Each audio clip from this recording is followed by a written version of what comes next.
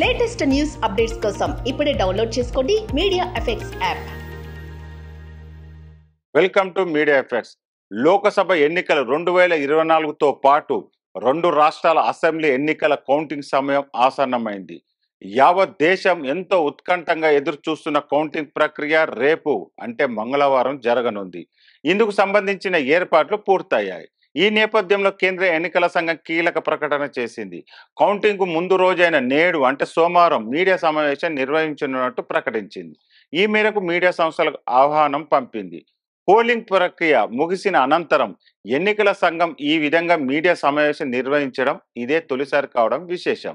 గతంలో ప్రతి దశ పోలింగ్ ముగిసిన తర్వాత డిప్యూటీ ఎన్నికల కమిషనర్లు ప్రెస్ మీట్ నిర్వహించేవారు. కానీ ఈసారి సాంప్రదాయానికి భిన్నంగా పోలింగ్ ప్రక్రియ మొత్తం ముగిసిన తర్వాత కౌంటింగ్ ముందు రోజు ఈసీ మీడియా ముందుకు వస్తుంది.